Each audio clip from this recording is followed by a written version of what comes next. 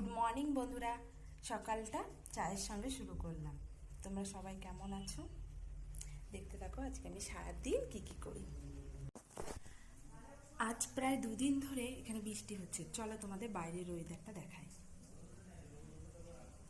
কালকে রোদ উঠেছিল, আজকে আবার সকাল থেকে ওয়েদারটা এতটাই বাজে সে বলার মতো না। এই সময় এই বৃষ্টি আর ভালো লাগছে না। ছেলেগুলো বাইরে বেরোতে পারছে না, একটু খেলাও করতে পারছে না। কি আর করা যাবে। এইদিকে দেখো প্রেসারে খাবার চাপিয়ে দিয়েছি।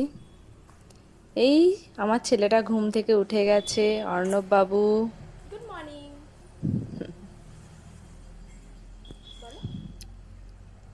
ঘুম তো ছেড়েই গেছে, এবার দেখি কি করে।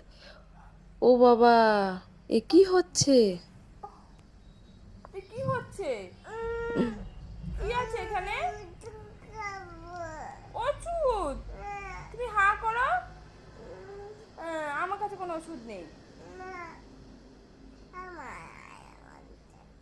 তাই এদিকে ঝ কি ইয়ো ইয়োতে কি ট কি এটা? টিয়া পাখি কি? আর এটা বলো ঠ ঠ। তারপরে দেখো আমাদের পড়াশোনা হয়ে গিয়ে এবার আমরা খেতে বসেছি। এই যে খাওয়া নিয়ে যে কি যে জ্বালা যন্ত্রণা, সে আর কি বলে বোঝানো যাবে না। এইদিকে রুটি বানানোর জন্য, রুটি তো গোল হয়ে গেছে, তো ভাবলাম রুটি না, আজকে আলু পরোটা খাবে। তাই আলু পরোটা বানানো শুরু করে দিলাম। দেখতেই পাচ্ছ তোমরা, আলু পরোটার সমস্ত সব কিছু রেডি, এখন মাখানো হচ্ছে আলুর সঙ্গে। এবার দেখতে থাকো। আলুটাকে এইভাবে করে নিয়েছি, এবার বেলে তেলের মধ্যে ছেড়ে দেবো। দেখো আমি এইদিকে সব বানিয়ে রেখে দিয়েছি, আর একটা একটা করে তেলে ছাড়তে শুরু করে দিয়েছি।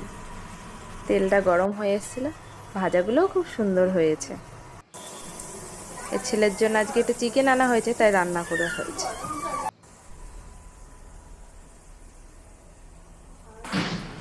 এইদিকে কাণ্ড দেখো, ঠান্ডা ফুটিটা খাওয়া শুরু করে দিয়েছে দুই ভাই মিলে। দুই ভাইয়ের দুটো, বাবা।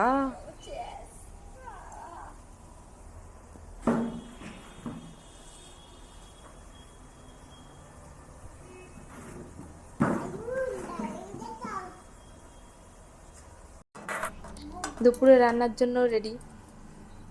এটা হচ্ছে কুমড়ো ফুল দিয়ে আলু দিয়ে একটা চচ্চড়ি, বাটি বসার মতোই বলা যায়। সব কিছু একসঙ্গে মাখিয়ে এবার কড়াইয়ের উপর দিয়ে দেওয়া হয়েছে।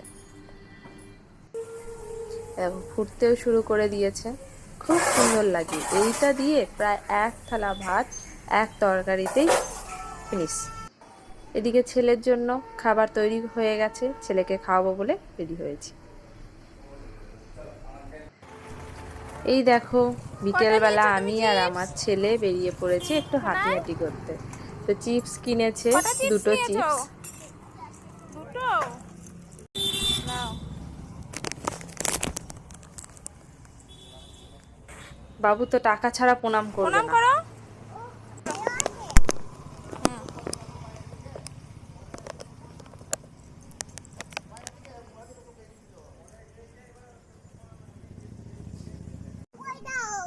হ্যাঁ, টাকাটা দাও।